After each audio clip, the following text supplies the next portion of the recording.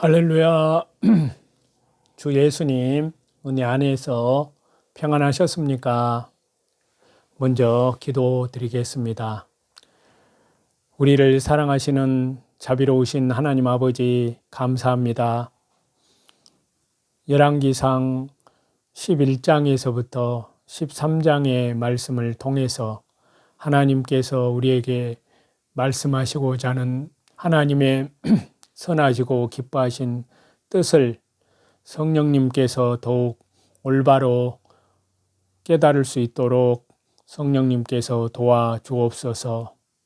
각 사람 마음속에 말씀의 권능으로 성령님께서 친히 역사하여 주셔서 더욱 하나님의 비밀이신 주 예수 그리스도 우리 주님을 더욱 인격적으로 알아갈 수 있도록 성령님께서 도와주시옵소서. 다시 주님 오실 때 저희들 한 사람도 실족되는 사람이 없도록 하나님의 자비로우신 손길로 붙들어 주옵소서. 우리들 주변에 아직도 구원받지 못한 영혼들, 그들에게 주님 때를 얻든지 못 얻든지 전도할 수 있는 귀한 마음 주옵소서. 예수님의 이름으로 감사하며 기도하옵나이다. 아멘. 오늘은요, 열왕기상 구약성경 11장에서부터 13장까지 말씀인데요. 먼저 열왕기상 11장을 보시면 솔로몬의 타락과 하나님의 징계로서의 솔로몬 왕국의 분열을 선포하는 그런 말씀과 그리고 솔로몬의 죽음까지 열왕기상 11장에서 말씀하고 있습니다. 자, 열왕기상 10장에서 보면은 열왕기상 1장부터 11장까지 이어지는 솔로몬의 치세의 그 말씀의 전반적인 문맥에 대해서 말씀을 하고 있습니다. 그러니까 열왕기상 1장에서부터 9장까지 비교적 단일한 관점에서 그 옛날 믿음의 선진 다윗처럼 신실한 신앙생활을 했던 솔로몬의 초기 번영을 기록했다면요, 이제 열왕기상 10장과 11장 이 두 장의 말씀은 각각 여호와 하나님께 순종하던 때의 솔로몬과 그 왕국의 번영을, 그리고 그 반대의 경우의 쇠퇴와 분열을 함축을 시켜서 대조를 시켜서 이 말씀을 기록하고 있습니다. 자, 이 같은 문맥에서요, 여호와 하나님께 대한, 우리 주 예수 그리스도께 대한, 성령 하나님께 대한, 성삼위 하나님께 대한 순수한 신앙을 상실한 노년의 솔로몬의 타락과 그로 인한 하나님의 준엄한 저주의 심판의 경고와 그리고 징계로 인한 쓰라린 쇠퇴의 역사를 기록하는 그 말씀이 여기 열왕기상 11장의 내용인데요. 그 말씀을 살펴보면은 노년에 이르러 솔로몬이 이방 출신의 아내들을 사랑하여서 하나님을 떠나 우상 숭배의 범죄에 빠지게 된 사실을 말씀하고요. 그리고 다윗의 언약과 이미 솔로몬에게 직접 경고된 그런 말씀에 따라서 하나님께서 솔로몬이 죽은 이후에 이스라엘의 분열을 징계의 일환으로 선포한 사실에 대해서 기록해서 말씀하고 있습니다. 그리고 솔로몬 당대 개인의 징계를 위하여 하나님께서 그에 대한 세대적, 그러니까 세계의 대적을 일으킨 사실에 대하여 말씀을 하고 있는데요. 좀 더 구체적으로 말씀을 드리면 첫 번째 에돔 사람 하닷, 두 번째 사람은 아람 사람 르손, 세 번째는 솔로몬의 신복 여로보암이 바로 솔로몬을 대적들로 나타납니다. 그리고 특별히 여로보암에 대해서는 하나님께서 다윗 왕과와 분리될 이스라엘 10지파를 주신다고 약속하시면서 여로보암 그에게도 전날 솔로몬에게와 같이 계명 하나님 말씀의 순종을 조건으로 한 축복과 저주를 말씀을 하셨습니다. 그리고 솔로몬의 죽음과 솔로몬의 아들 르호보암의 즉위에 대해서 말씀하심으로써 일단 솔로몬에 대한 말씀을 종결을 지으면서 열왕기상 12장 말씀과 연결을 시키고 있습니다. 아까 말씀드린 대로 열왕기상 11장은 열왕기상 10장과 연결되어서 솔로몬이 여호와 하나님께 순종할 때에는 하나님께서 주시는 지혜를 의지하여 번영하였지만 불순종하였을 때는 비록 그 개인의 총명은 여전하였지만 참 신앙에서 우러나온 지혜를 상실하였기 때문에 이처럼 타락과 실패를 거듭하여 당대는 물론 후대에도 큰 화를 초래했음을 강조하는 말씀입니다. 그래서요, 무엇보다도 먼저 이 열왕기상 11장에서는 참 지혜의 본질, 이의 유무에 따른 차이가 말씀을 통해서 자세히 상고되어야 하지만요. 또 열왕기상 10장 거기에만 잘 읽어보면 거기에 대한 말씀을 이미 하고 있기 때문에요. 자, 우리는 그토록 지혜롭던 솔로몬도 일순간 타락하는 모습에서 의인은 없나니 단 한 명도 없다는 구속사적 대명제를 새삼 기억하게 됩니다. 또한 솔로몬의 타락은 그 개인뿐만이 아니라 전 왕국의 분열과 쇠퇴를 초래한 사실에서 다시금 지도자의 중요성을 확인할 수 있습니다.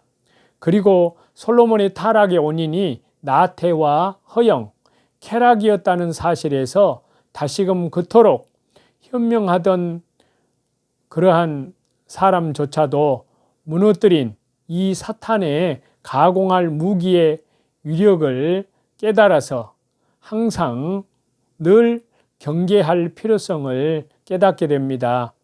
또한 하나님께서 여로보암에게 이제 새로운 나라를 열 것을 허락하시면서도 그 옛날 다윗과 솔로몬에게와 같이 참 계명의 순종을 촉구하시고 또 이의 여부에 따른 축복과 저주를 말씀하신 사실에서 저와 여러분 우리는 전 시대의 인간에게 이 말은 동일하게 적용되는 축복의 시금석임을 깨닫게 됩니다.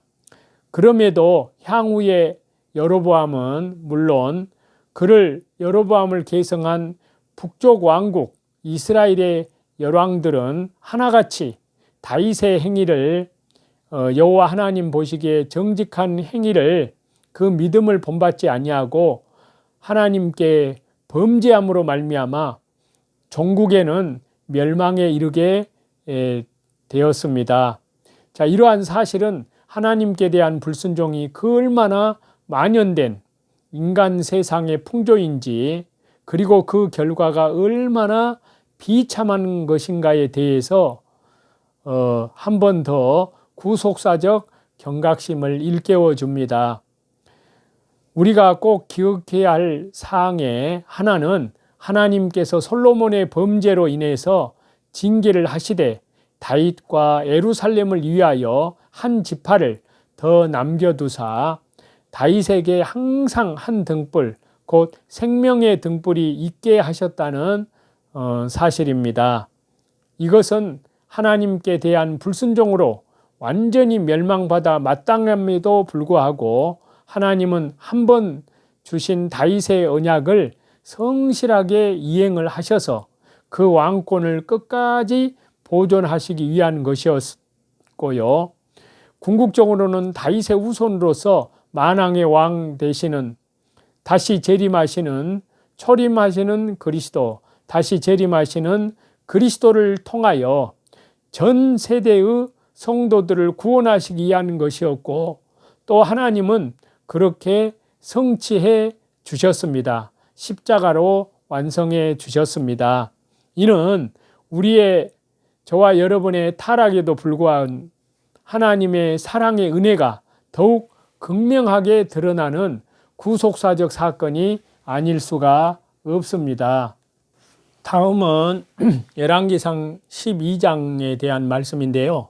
여기서는 르호보암의 실정, 그러니까 상실된 그런 잃어버린 정치와 또 왕국의 분열에 대해서 말씀을 하고 있습니다. 자, 열왕기상의 전반부에 해당하는 열왕기상 1장부터 11장까지 우리는 솔로몬의 통치와 솔로몬의 치적, 그리고 우상 숭배로 인한 솔로몬의 타락에 대해서 말씀을 드렸습니다. 그런데 솔로몬의 통치 기록을 보면 우상 숭배로 인한 그의 범죄의 심각성에도 불구하고 그것에 대해서는 단 한 장에 걸쳐 간단히 말씀하고, 그 대신에 솔로몬이 하나님의 지혜의 빛 아래에서 철저히 하나님 신본주의적으로 살 때 누렸던 그 솔로몬 개인과 통일 이스라엘 왕국 시대의 축복과 번영에 대해서 이 열왕기상 10장에 10장까지 각 장마다 언급하지 않은 곳이 거의 없을 정도로 대단히 상세하게 언급하여 말씀하고 있습니다.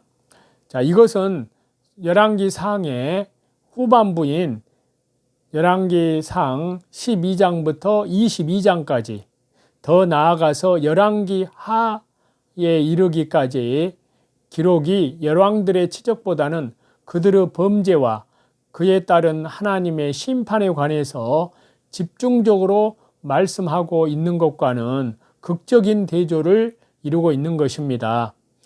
여기에서 저와 여러분, 우리는 이 열왕기 상을 통해서 성령님의 감동으로 기록된 성령님께서 의도하는 바 핵심의 주제가 무엇인지 분명하게 인식하게 됩니다.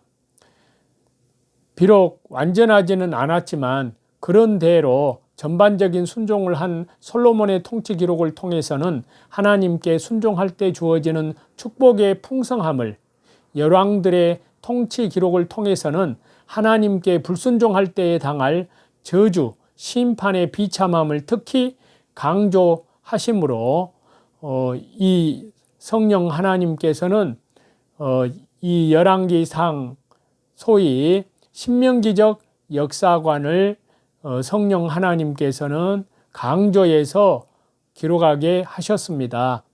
어쨌든 이제 솔로몬이 죽은 이후부터 계시된 분열 왕국의 초기 역사를 말씀하시는 열왕기상 후반부의 첫 장이 바로 열왕기상 12장인데요. 솔로몬의 죄악과 관련해서 하나님께서 심판 내용으로 예고하신 왕국 분열이 어떠한 과정을 거쳐서 이루어졌는가 하는 사실에 초점을 맞추어서 말씀하고 있습니다. 그래서 열왕기상 11장부터 시작한 열왕기상 12장, 14장까지 이 세 장의 말씀은 남북의 왕국 분열의 당사자인 르호보암과 여로보암에 관련된 말씀입니다. 이러한 문맥의 열왕기상 12장은요, 그 내용에 따라 크게 두 부분으로 나눌 수가 있는데요. 전반부는 여로보암을 중심으로 한 북쪽의 10지파가 르호보암의 강압 정책에 저항하여서 반역함으로써 왕국 분열의 상태로 돌입하게 된 일련의 과정을 기록하여 말씀하고 있습니다. 그리고 후반부는 북쪽의 10지파의 정부 수립으로 이루어진 남북 왕국의 정치적인 또 신앙적 대립 상태가 고착 상태에 이르게 되었음을 말씀하고 있습니다.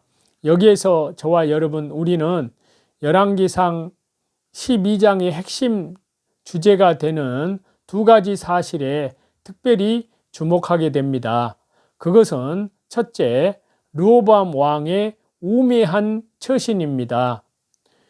르호보암은 북쪽 10지파가 솔로몬 때로부터 계속되어 온 각종 부담을 가볍게 해달라고 요구해 왔을 때 르호보암 그는 그것을 자신의 왕권에 대한 도전으로 받아들이고 무모한 강압 정치로 백성들의 불만을 억눌러 버리려고 했습니다. 이러한 태도는 하나님께서 자신에게 맡기신 백성들을 공의로 잘 다스리기 위해서 지혜를 구하였던 즉위 초기에 솔로몬과는 너무나 대조적인 것으로요. 인본주의적인 절대 권력을 추구하는 르호보암의 완악함에서 비롯된 것임을 우리는 알 수가 있습니다. 그래서 여기에 대해서 이 열왕기상 15절에서는 열왕기상 12장 15절에는 이렇게 말씀합니다. 이 일은 여호와께로 말미암아 난 것이라 라고 간단하게 말씀을 하고 있습니다. 이 말은요, 물론 르호보암 스스로의 완악함으로 인한 이런 현상이 일어났지만 이것은 근본적으로 그 배후에서 전날 주신 저주의 예언을 이루어 가시는 하나님의 섭리의 결과임을 간파시켜 주는 말이었습니다. 여기에서 저와 여러분 우리는요, 인간이 저 스스로의 판단에 의해서 역사를 움직여 간다고 생각하지만 그 뒤에는 근본적으로 이런 역사를 주권적으로 이끄시는 하나님의 손길도 있다는 구속사적인 진리를 저와 여러분이 깨닫게 됩니다.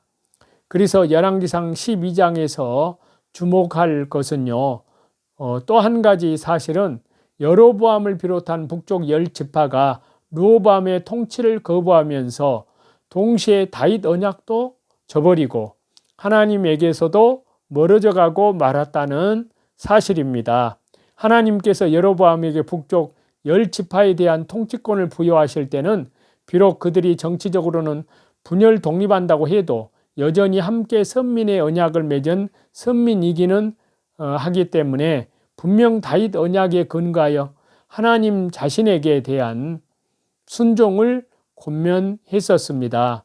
그럼에도 불구하고 여로보암은 한번 획득한 자신의 왕권을 공고히 하기 위하여 다윗과의 아주 결별을 구하고 정치적으로 남유다와 담을 쌓았을 뿐만이 아니라 임의로 예루살렘 성전 대신 세겜과 베델에 금송아지를 세우는 이러한 일을 여로보암의 불순종과 타락은요, 이후에 북왕국에 이어서 연이어서 몰아닥친 타락의 원인이 되었을 뿐만이 아니라 마침내 북쪽 이스라엘의 완전한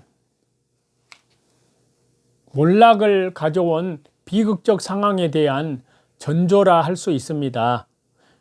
이에서 우리는 하나님 앞에서 하나님께서 주시는 영원한 축복보다, 영원한 생명보다는 이 세상에서의 욕심을 추구하는 그러한 사람들은 자신은 물론 후대 사람들까지도 멸망하게 된다는 구속사적 현실의 일단을 발견하게 됩니다.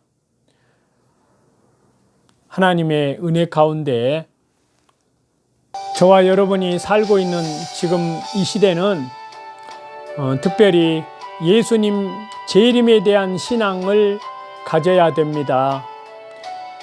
주 예수님의 재림에 대한 이 소망은요, 성도 사랑의 원동력이 됩니다.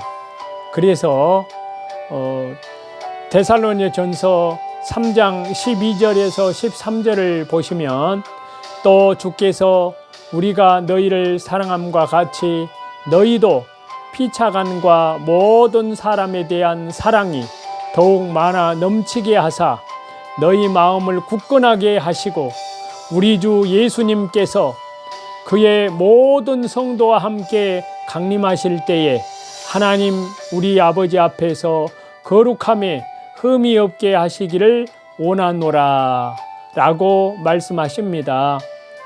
우리 주 예수님께서 언제 오실지 모르는 까닭에 주님의 백성들이 서로 다투는 것은 끔찍한 일이 아닐 수 없습니다. 곧 우리 모두는 주님의 지성소 앞에 설 것입니다. 그곳에서 모든 거짓이 드러나고 모든 오해가 밝혀질 것입니다. 주 예수님께서 가까이 계십니다. 그렇기 때문에 저와 여러분 우리는 서로 다름에 주목하지 말고 하나님께서 주 예수님을 위해 우리를 용서하셨던 것처럼 피차 서로 용서하고 더욱 풍성한 사랑 가운데 거해야 한다는 사실입니다. 기도하겠습니다. 하나님 아버지 감사합니다. 저희들이 살고 있는 이때는 주님 재림이 임박한 그러한 시대에 저희들이 살고 있습니다. 하나님 아버지, 주 예수님께서 이제 다시 오심하고 언약하신 또 주님 재림 때 되어질 모든 징조들이 다 세계 곳곳에서 도처에서 자세히 말씀해 주신 그대로 그 징조들이 나타나고 있습니다.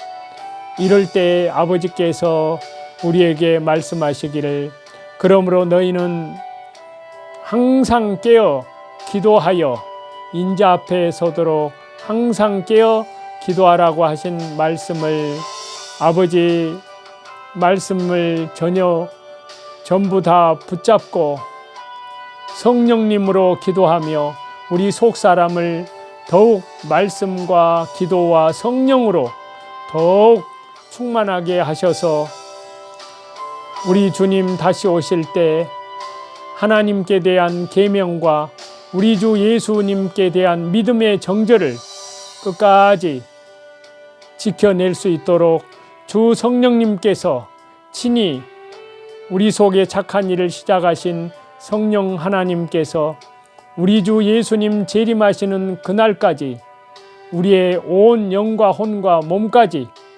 흠도 없고 점도 없이 완전하게 보존시켜 주실 줄 믿습니다.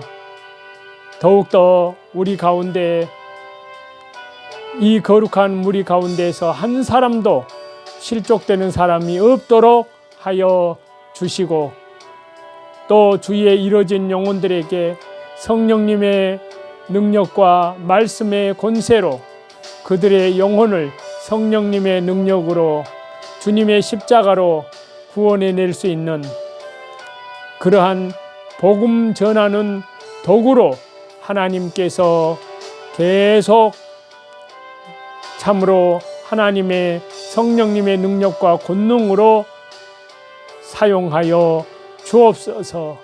우리의 남은 생에 주님 오시는 그날까지 주님 앞에 가는 그날까지 하루하루를 더욱 믿음으로 신실하게 살 수 있도록 인도해 주옵소서. 감사드리며 예수님의 이름으로 기도드리옵나이다. 아멘. 저와 여러분의 영혼을 우리 주 예수 그리스도 이름으로 진심으로 사랑하고 축복합니다. 감사합니다.